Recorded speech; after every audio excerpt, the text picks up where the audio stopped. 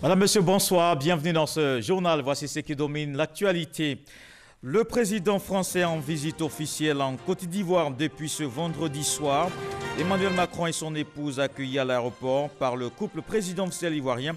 Les deux pays entendent renforcer leur coopération. Le métro d'Abidjan pose la première pierre du grand marché de Bouaké, des projets structurants au cœur du séjour du chef de l'État français. Et justement, c'est un projet qui va révolutionner le trafic à Abidjan, le métro. Les travaux vont effectivement démarrer l'année prochaine. Les présidents Alassane Ouattara et Emmanuel Macron vont finaliser les réglages. Ils vont superviser demain la signature des deux dernières conventions. C'est un investissement de plus de 1000 milliards de francs CFA. Le Premier ministre était en visite à Bondoukou. Amadou Gon Coulibaly a procédé à la pose de la première pierre de l'université de la ville aux 1000 mosquées. Un séjour marqué par une série de rencontres. Le chef du gouvernement a également accordé plusieurs audiences. Il est arrivé ce soir même pour une visite officielle. Emmanuel Macron et son épouse, accueillis par le couple présidentiel ivoirien, plusieurs personnalités et des populations également à l'accueil du chef de l'État français. On fait le point avec Viviane Aïmé. Cette visite officielle en Côte d'Ivoire du président de la République française Emmanuel Macron en cette fin d'année 2019 traduit tout le soutien des autorités françaises aux autorités d'Abidjan. Au cours de cette année 2019, le président de la République Alassane Ouattara a été reçu jusqu'à 3 reprises à l'Élysée par son homologue français. Le président de la République Emmanuel Macron était déjà venu à Abidjan dans le cadre du 5e sommet Union africaine-Union européenne qui s'est tenu les 28 et 29 novembre 2017 dans la capitale économique ivoirienne. Mais sa visite officielle en Côte d'Ivoire en cette fin d'année 2019 est immanquablement un signe. Il était 16h45 heure GMT quand l'avion aux couleurs du drapeau français a atterri sur le tarmac du pavillon présidentiel de l'aéroport Félix Houphouët-Boigny de Port-Bouët. Au pied de l'échelle de coupé, le chef de l'État ivoirien et son épouse, la première dame Dominique Ouattara, étaient là pour souhaiter la bienvenue en terre ivoirienne à leur hôte, le président Emmanuel Macron, et son épouse, la première dame de France, Brigitte Macron. Accolade et chaudes poignées de main entre les deux couples présidentiels, le président français et son épouse ont été salués également par le vice-président de la République et par le Premier ministre, chef du gouvernement. S'en est suivi le cérémonial des honneurs militaires marqué par l'exécution de la Marseillaise et de l'Abidjanaise et le salut au drapeau de la Côte d'Ivoire qui accueille le chef de l'État français. Puis le passage en revue des troupes et la présentation des grands commandements militaires. Les ministres du gouvernement ivoirien ont été présentés à leur tour à l'illustre hôte de la Côte d'Ivoire. Également, les membres du gouvernement français accompagnant le président Macron ont été présentés au chef de l'État ivoirien. Pour immortaliser cette visite officielle devant la presse, les deux chefs d'État ont échangé une solide poignée de main. À l'intérieur du pavillon présidentiel, le président français et son épouse ont reçu les civilités des représentants des organisations africaines et les civilités de la notabilité coutumière de Côte d'Ivoire. Les deux chefs d'État se sont ensuite retirés un instant pour échanger les nouvelles. Dans la cour du pavillon présidentiel étaient présents plusieurs chefs des communautés autochtones et allogènes résidant à Abidjan et des chefs religieux. Une forte présence également des populations de tout le district d'Abidjan, comme pour signifier que la France reste toujours le pays de cœur pour la majorité des populations de Côte d'Ivoire. Et cette visite officielle du chef de l'État français en Côte d'Ivoire suscite l'attention de plus d'un Ivoirien. À sa sortie dans la cour du pavillon présidentiel, le chef de l'État français a eu droit à un bain de foule, n'hésitant pas à serrer de nombreuses mains. Le président français a ensuite quitté l'aéroport pour se rendre à la base militaire du 43e BIMA à Port-Bouët, où il va passer cette soirée avec les forces françaises en Côte d'Ivoire avant son entretien demain après-midi avec son hôte ivoirien. C'est l'une des questions au cœur de cette visite du président français, le métro d'Abidjan. Lancé le 30 novembre 2017, c'est finalement en 2020 que démarrent les travaux lourds reliant la ville d'Aniamant à celle de Port-Boué. Le président Alassane Ouattara et son homologue Emmanuel Macron superviseront demain la signature des 2 dernières conventions. Des détails avec l'enseigné Bakayoko. La construction du métro d'Abidjan débutera en 2020 pour une mise en service en 2024. Décision issue du protocole d'accord entre l'État de Côte d'Ivoire et le groupement des entreprises conduit par Bouygues qui va réaliser le métro. Ce protocole signé le 8 octobre dernier entérine le projet technique définitif et son montant estimé à 913 milliards de francs CFA. Mais la phase décisive, c'est ce samedi. Cette phase décisive va constituer donc à la signature de 2 documents importants. Un technique avec le groupement. Et le deuxième document, c'est l'accord global, donc le financement que nous allons signer en présence des 2 chefs d'État. À partir de là, donc le reste du processus va s'accélérer. La future ligne 1 du métro d'Abidjan, longue de 37 km, reliera Anyama à Port-Boué. Pour la prise en charge des personnes touchées par le projet, un point relais chargé des consultations individuelles est installé dans chaque commune afin de permettre à toutes les populations d'être informées en temps réel. Près de 52 milliards de francs CFA vont être mobilisés pour dédommager les déplacés. Sur le dédommagement, il y a des négociations au cas par cas. Il y a les locataires, il y a les propriétaires, il y a des entreprises. Donc ça ne peut pas être le même coût pour tout le monde. Ce n'est pas les mêmes investissements. Mais il y a des accords de financement signés, des accords de dédommagement signés donc par les uns et les autres. Tout le monde attend que l'État commence à mettre les ressources pour que cela se fasse. Je pense que nous allons réussir donc un plan de relocalisation des populations. Sur tout le tronçon, déjà quelques réalisations sont en cours avec le balisage des sites du métro et la finalisation des études géotechniques. On observe aussi d'autres travaux physiques, dont la pose d'une quinzaine de dallos destinés à la protection des installations souterraines, électricité, réseau télécom et eau. C'est un projet pour lequel nos équipes sont mobilisées depuis plusieurs années maintenant. Ce projet s'exécute. Il y a des étapes qu'il est bon de célébrer. Il y a des étapes qu'il est bon de franchir avec l'ensemble des partenaires. Et une des étapes les plus importantes, c'est celle que nous allons donc avoir donc ce samedi à Abidjan. Dans sa configuration actuelle, la ligne 1 du métro d'Abidjan permettra de transporter environ 540 000 passagers par jour dans des trains à conduite automatique. Un autre projet, celui-là, va véritablement marquer la renaissance de Bouaké. Pour la première fois de son histoire, cette ville accueille un président français et c'est pour un acte majeur, le plus grand marché de la sous-région. 8000 places, une infrastructure de 35 milliards de francs CFA. Emmanuel Macron et Alassane Ouattara vont poser la première pierre et c'est déjà l'ambiance dans la ville. Un reportage de Kader Sogodogo. Des engins lourds en plein travaux de terrassement au cœur de la ville de Bouaké. Vous êtes sur le site du Grand Marché, parti en fumée il y a 21 ans. Un coup de poignard dans l'activité économique de Bouaké. Pour le comprendre, il faut revenir sur la situation de cette cité. La présentant, son armoirie nous dit « Bouaké, de nombreux peuples, une seule cité ». Sa position de ville carrefour y est pour beaucoup. En la matière, les échanges commerciaux entre la Côte d'Ivoire et des pays limitrophes, comme le Mali, le Niger et le Burkina Faso, sont énormes. Et Bouaké, de par sa situation géographique, reste le passage obligé, ce qui lui a valu le statut de ville carrefour et commerciale. L'espoir de la reconstruction du Grand Marché devenait dès lors une prière pour ses 800 000 habitants. Le gouvernement, dans sa quête perpétuelle de bien-être pour ses populations, s'est engagé, aux côtés de l'équipe municipale, à trouver une solution définitive. Septembre 2017 marque le démarrage de la phase de préparation du projet. Et enfin, août 2019, la bonne nouvelle allait faire le tour de la Côte d'Ivoire. Un marché central pour Bouaké. Son coût, plus de 35 milliards de francs CFA. Une fois encore, il est le fruit de la bonne santé d'un rapport entre le palais présidentiel d'Abidjan et l'Élysée. Je suis très heureux de constater que les travaux de terrassement avancent à grands pas. Vous savez que Bouaké est une entreprise commerciale. Ce marché va être un marché qui va assurer 8000 points de vente.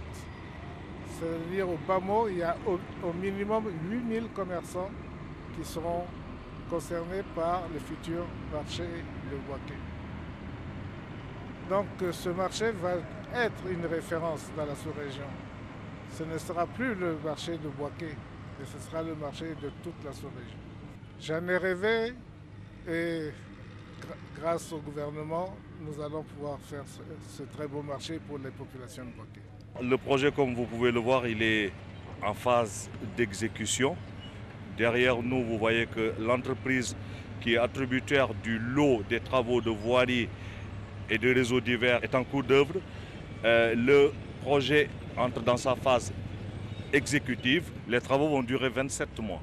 Le marché central de Bouaké sera bâti sur 15 hectares, dont 10 couverts. 5 blocs commerciaux. Tissus, marchandises générales, vivriers, viande et poissons, services, etc. 800 000 places, dont 5 000 boutiques et 3 000 tables et carreaux. 4 km de voirie aménagée, 3 gares. Les premiers bénéficiaires, les commerçants, se frottent les mains. La construction du marché de Bouaké vient en appoint pour aider les commerçants à sortir de leurs souffrances habituelles et à rentrer dans une autre dynamique qui leur permettra désormais d'être heureux. On est très content pour la reconstruction du marché parce que ça va rendre la ville très belle. En 2013, lors de sa visite d'État dans la région de Bouaké, Alassane Ouattara avait pris l'engagement de doter Bouaké d'un marché de référence international.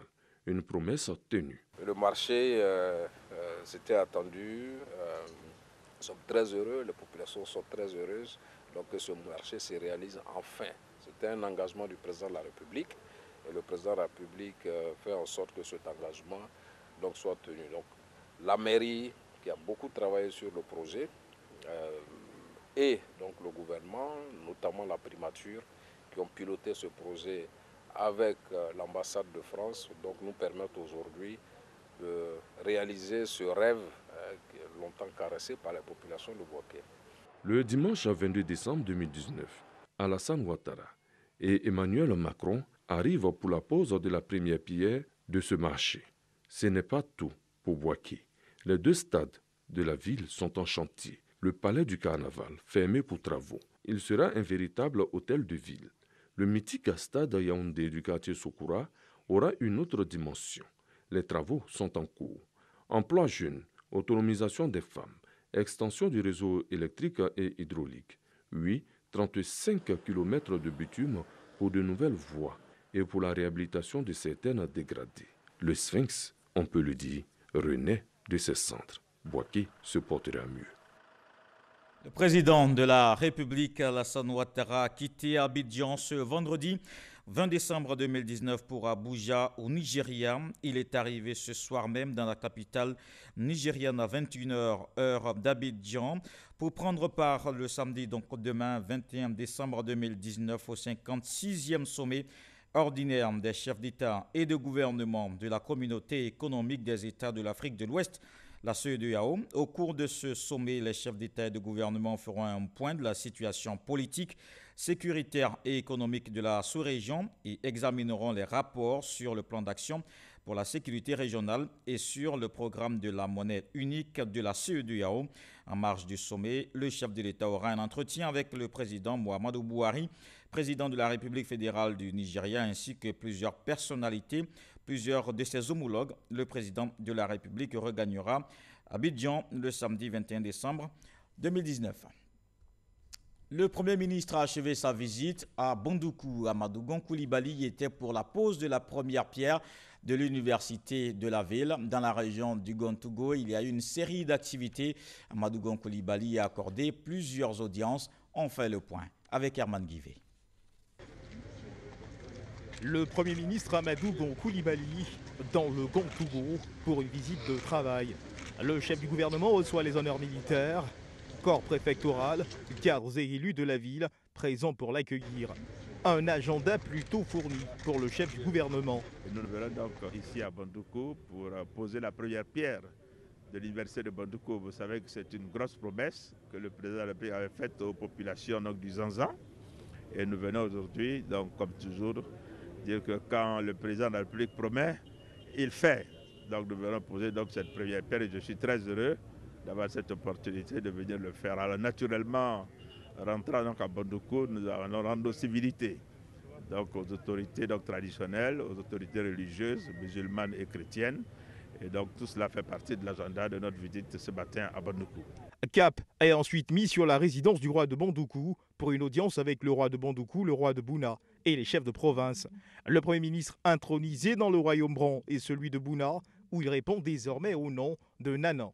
Yao Bedi Akon, le conquérant, le guerrier, celui qui garde un calme olympien, peu importe la situation. Le président de la République a demandé en arrivant ici de vous dire à vous, chefs traditionnels, au roi, Majesté, toute sa gratitude pour tout le soutien que vous lui avez toujours apporté dans l'exercice de la lourde charge qui lui a été confiée donc, par le peuple donc, de Côte d'Ivoire.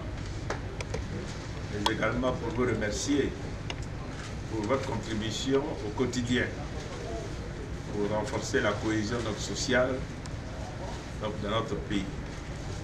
Nous ferons en sorte que ces liens entre cette région donc, et le Gontougo, entre cette région donc, et le Boukani, donc, soient des liens qui soient toujours donc, renforcés dans nos intérêts donc, communs, dans l'intérêt de la Côte d'Ivoire, autour du chef de l'État pour la paix et le développement donc, de la Côte d'Ivoire. Prochaine escale, mosquée du Grand Imam Sow de Bondoukou pour des prières, avant de terminer par une rencontre avec l'évêque Bruno Yesso-Yedo de Bondoukou. Événement majeur de cette visite de travail du Premier ministre Amadou Gon Coulibaly dans le Gontougo, la pose de la première pierre de l'université de Bondoukou. Je vous emmène à présent à New York, aux États-Unis. La Côte d'Ivoire quitte officiellement le Conseil de sécurité ce 31 décembre, mais avant son départ, le pays exprime sa reconnaissance au monde entier. Un dîner organisé pour marquer cette fin de mandat. Le ministre des Affaires étrangères rassure, la Côte d'Ivoire va continuer à jouer un rôle majeur dans la recherche de la paix à travers le monde. Envoyé spécial, Michel Digri. Ils ont tenu à participer à ce dîner et témoigner leur admiration à la Côte d'Ivoire pour le rôle majeur joué pendant 2 années au Conseil de sécurité de l'ONU. La Côte d'Ivoire a fait une performance de grande qualité pendant les 2 années qui viennent de s'écouler et on est tous là entre amis pour la remercier et boire le verre de l'amitié. Moi j'ai eu le grand privilège de travailler avec la délégation ivoirienne autour des dossiers africains, particulièrement le Mali et le Sahel. Je peux vous dire que c'est comme si nous étions au Conseil de sécurité parce que la Côte d'Ivoire était notre porte-voix, était notre porte-parole. Pour le ministre Marcel Amontano, la Côte d'Ivoire entend continuer à œuvrer pour la paix et la sécurité internationale. Au moment où son mandat de membre non permanent du Conseil de sécurité des Nations Unies prend fin, mon pays reste porté par sa volonté de redonner au monde ce qu'il a reçu de lui, à savoir la paix et la sécurité. Ami de tous et ennemi de personne, la Côte d'Ivoire est disposée à coopérer avec tous les États membres des Nations Unies, partout, en vue du maintien de la paix et de la sécurité internationale et la réalisation des objectifs du développement durable. En marge de ce dîner de fin de mandat, une cérémonie de décoration de 11 agents des missions diplomatiques ivoiriennes aux États-Unis. Cette distinction honorifique nous invite à rester humbles, mais également à prendre l'engagement continu de mieux faire notre travail. Voilà, c'est terminé. La Côte d'Ivoire sort ainsi par la grande porte du Conseil de sécurité des Nations Unies. Les prochains challenges pour 2021-2023 sont l'entrée au Conseil économique et social de l'ONU ainsi qu'au Conseil des droits de l'homme des Nations Unies. La Caisse des dépôts et consignations a pour vocation, entre autres, de mobiliser les ressources longues, d'en assurer une gestion sécurisée. Cette nouvelle structure financière gère aussi les fonds des clients des notaires. La CDC, l'association professionnelle des banques et établissements financiers, harmonise le nouveau mode de gestion. Ils viennent de tenir une rencontre. Les explications de Francis Boifo. Les missions de la Caisse des dépôts et consignations de Côte d'Ivoire sont complémentaires à l'activité bancaire. Elles ne font donc pas de concurrence aux banques et établissements financiers. Ces propos sont du directeur général de la Caisse des dépôts et consignations de Côte d'Ivoire.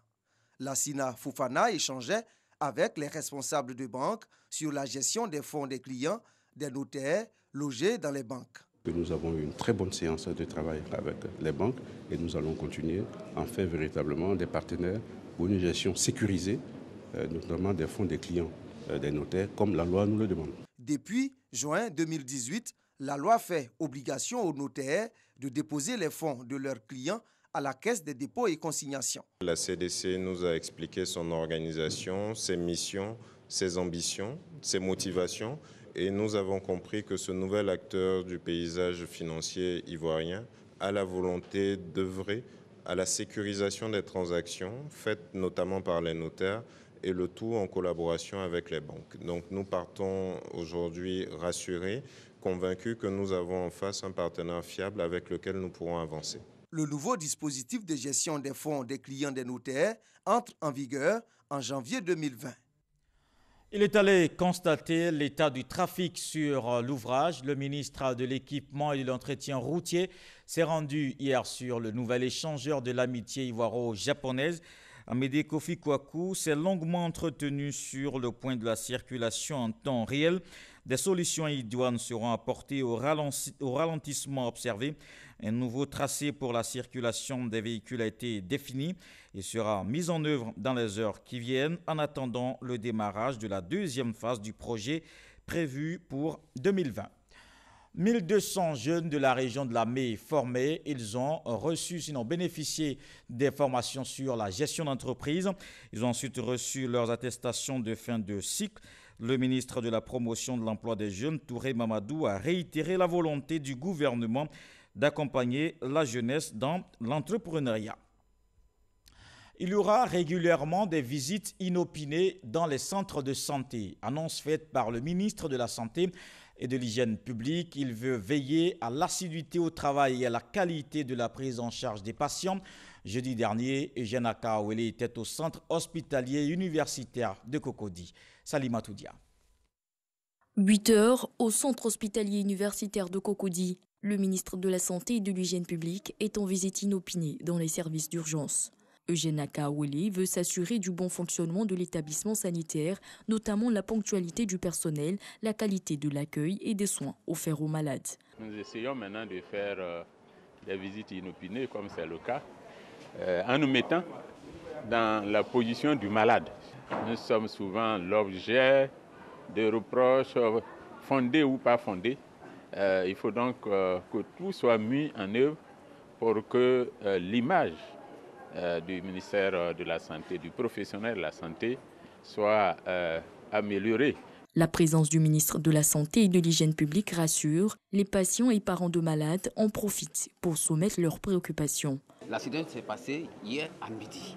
Du coup, à l'heure ici, l'enfant on l'a pas cousu. Vous avez le sentiment qu'on n'a rien fait parce que s'il est arrivé hier, on ne va pas vous appeler avant 24 heures. Nous, on fait tout. On fait radio, on sort les médicaments que nous avons, c'est-à-dire on prend soin. Et vous allez voir qu'aujourd'hui, dans la journée, puisqu'on va atteindre les 24 heures, ils vont vous appeler pour vous faire le point. Quand vous entrez tous, ça ne permet pas aux gens de travailler. Voilà. Tout le monde veut rentrer. Comment ils peuvent travailler? Ce n'est pas possible. Dans le fonctionnement des établissements de santé, nous sommes dans une structure pyramidale.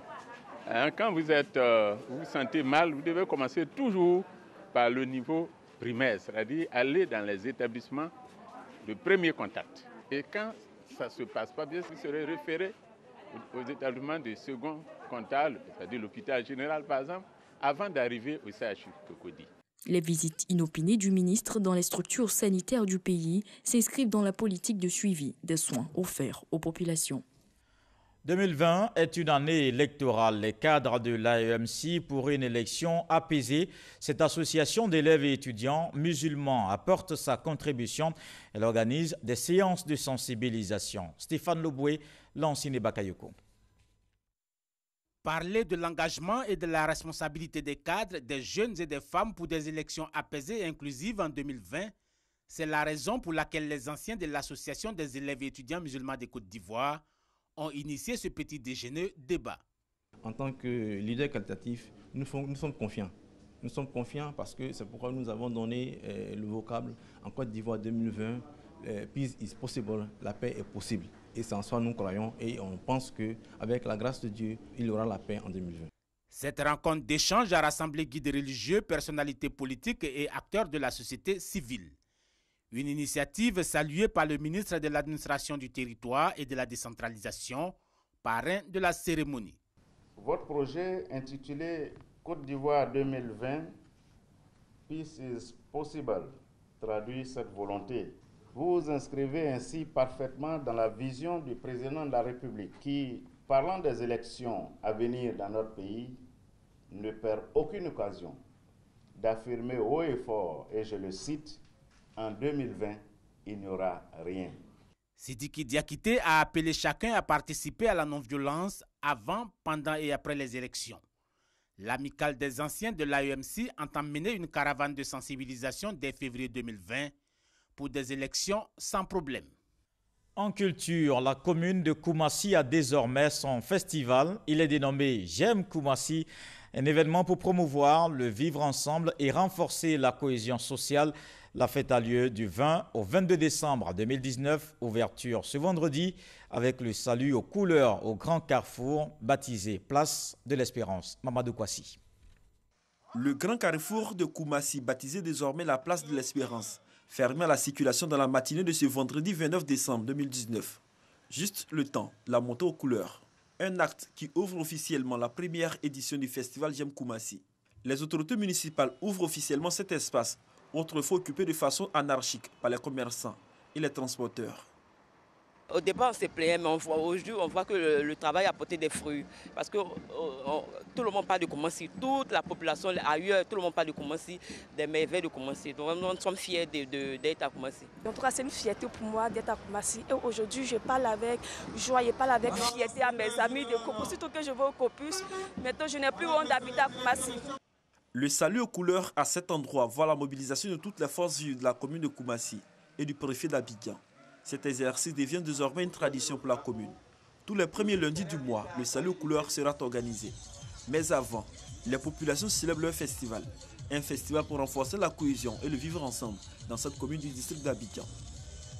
Nous avons fait en sorte que le drapeau soit planté ici pour que chacun se souvienne de notre pays. Pour que chacun connaisse les valeurs qui incarnent la République. Donc nous avons commencé le festival J'aime Koumassi par le salut aux couleurs, juste pour le rappeler. Aimer Koumassi, c'est d'abord aimer la Côte d'Ivoire. Le préfet d'Abidjan et le directeur des cabinets du secrétariat d'État chargé du service civique ont félicité le maire de la commune de Koumassi, Ibrahima Sissé Bakongo, pour les actions de développement menées pour le bien-être des populations. Avec de la détermination, on peut arriver au développement de nos cités en un temps très court. Donc nous sommes aussi là, avec toutes les structures que vous voyez, pour encourager, soutenir et par-delà rendre hommage à l'ensemble des maires de Côte d'Ivoire. Avec eux, nous sommes capables de porter nos différentes cités, donc notre pays, à un niveau supérieur de développement. Le festival J'aime Koumassi sera marqué par plusieurs activités, dont des actions de sensibilisation sur la salubrité, le civisme et une parade dans les rues de la commune. Les temps forts de ce festival sont la conférence inaugurale avec plusieurs personnalités, les concerts et la visite du président français Emmanuel Macron dans la commune pour l'inauguration de l'Agora, lieu de rencontre sportive pour la jeunesse de cette commune. Dans le reste de l'actualité en Guinée, le président de la République, Alpha Condé, a annoncé hier la publication d'un projet de nouvelle constitution. La société civile et l'opposition politique manifestent depuis plus de 2 mois contre ce projet. Elle suspecte le chef de l'État de chercher à se maintenir au pouvoir au-delà des 2 mandats prévu par l'actuelle constitution.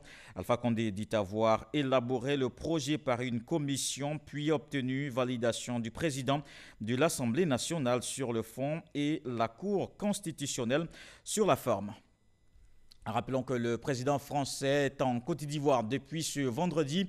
Emmanuel Macron et son épouse accueillis par le couple présidentiel ivoirien. Au cœur de cette visite officielle, plusieurs actions de coopération entre les 2 pays. Le président Alassane Ouattara et son homologue Emmanuel Macron superviseront demain la signature des 2 dernières conventions sur le métro d'Abidjan. Ils vont aussi poser la première pierre du grand marché de Bouaké. Demain, il y aura également un échange entre les 2 présidents suivi de la signature d'accords à partir de 17h. En direct sur RTI 1. Et puis le président de la République, rappelons-le également, Alassane Ouattara a quitté Abidjan ce vendredi 20 décembre pour Abuja au Nigeria.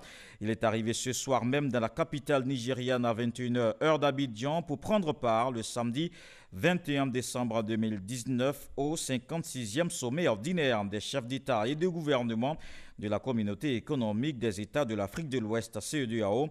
Au cours de ce sommet, les chefs d'État et de gouvernement feront un point de la situation politique, sécuritaire et économique de la sous-région et examineront les rapports sur le plan d'action pour la sécurité régionale et sur le programme de la monnaie unique de la CEDEAO. En marge du sommet, le chef de l'État aura un entretien avec le président Muhammadu Buhari, président de la République fédérale du Nigeria, ainsi que plusieurs de ses homologues. Le président de la République regagnera Abidjan demain samedi 21 décembre 2019. Et ce journal est terminé. Merci de l'avoir suivi. Je vous retrouve demain avec beaucoup de plaisir. Bonsoir.